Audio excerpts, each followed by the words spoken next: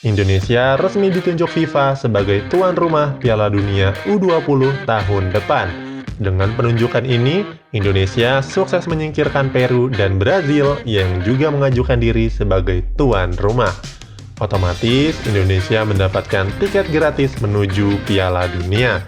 Ini bukan kali pertama pasukan merah putih bermain di Piala Dunia U20. Sebab kita pernah lolos di tahun 1979 dan berhadapan langsung dengan Diego Maradona dari Argentina.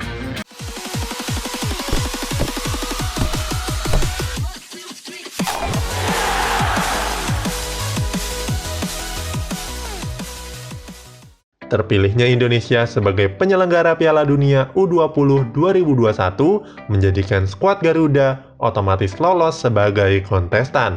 Merah Putih akan bertanding melawan tim-tim terbaik dunia yang disaring lewat babak kualifikasi.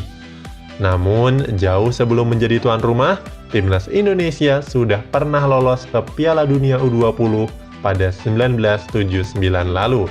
Saat itu, Indonesia maju mendampingi Korea Selatan dan Jepang sebagai wakil Asia.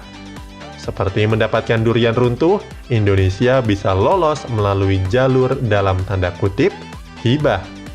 Sebab sejumlah negara Asia lain menolak berpartisipasi di ajang 2 tahunan tersebut. Negara-negara yang tidak sudi bermain di Piala Dunia saat itu adalah Irak, Iran, Kuwait, Bahrain, Arab Saudi, dan Korea Utara. Saat itu, seharusnya Asia diwakili oleh 3 negara, yaitu Jepang sebagai tuan rumah, serta Korea Selatan dan Irak, karena kedua negara tersebut lolos ke partai final Piala Asia U20 tahun 1978.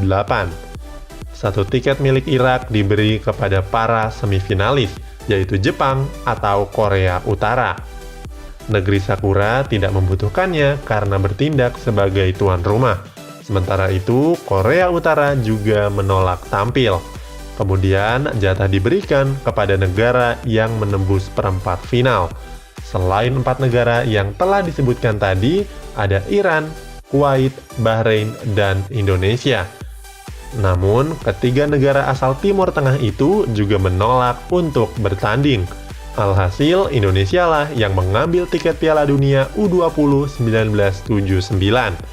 Usut punya usut, Irak, Iran, Kuwait, dan Bahrain ternyata punya alasan yang sama.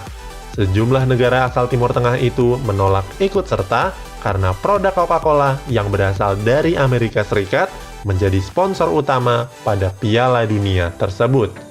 Sebagai informasi, di era 1970-an, negara-negara asal kawasan Timur Tengah memang sedang perang dingin dengan Amerika Serikat. Hubungan antar negara memang kurang harmonis pasca Perang Dunia Kedua. Sementara itu, Korea Utara juga menolak tampil karena juga bermusuhan dengan Amerika Serikat. Saat itu, mereka beranggapan lebih baik tidak ikut Piala Dunia dibandingkan harus menerima uang dari sponsor yang berasal dari musuhnya sendiri. Tersisa Indonesia sebagai kandidat terakhir di perempat final. Alhasil, majulah Indonesia dan mendampingi Korea Selatan sebagai juara Piala Asia U20 1978 dan Jepang sebagai tuan rumah kompetisi.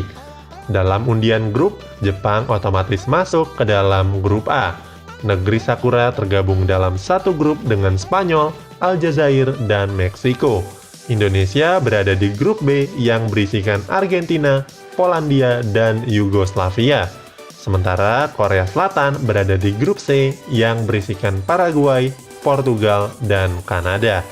Berada di grup neraka, Indonesia tidak bisa berbuat banyak.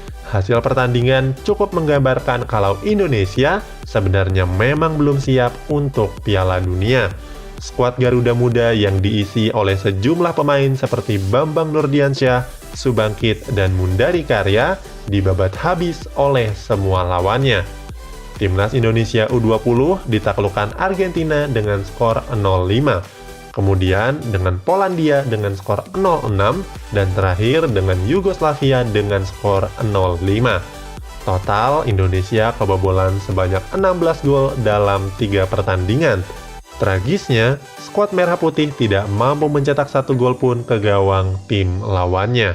Hal itu masih terbilang bisa dimaklumi.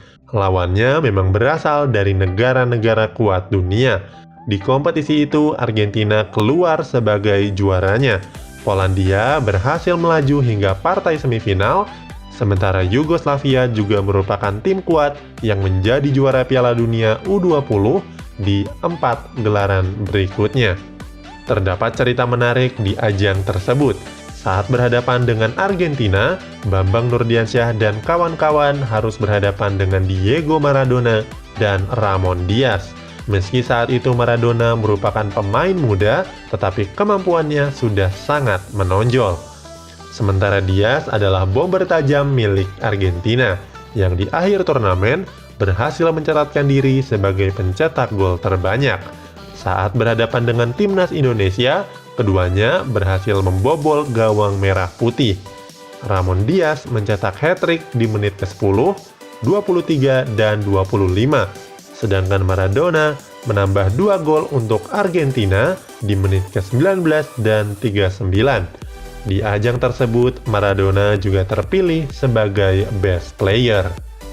Pasca membobol gawang Indonesia, karir Diego Maradona dan Ramon Diaz semakin melesat. Maradona bersinar di sepak bola Eropa bersama Barcelona dan Napoli, sementara Ruben Dias bermain untuk Napoli, Fiorentina, Inter Milan, dan Monaco. Walaupun harus menelan kekalahan dengan skor yang mencolok, namun bisa bertanding di Piala Dunia dan melawan legenda sepak bola adalah cerita yang tidak pernah terlupakan bagi skuad Garuda Muda dan seluruh supporter timnas saat itu.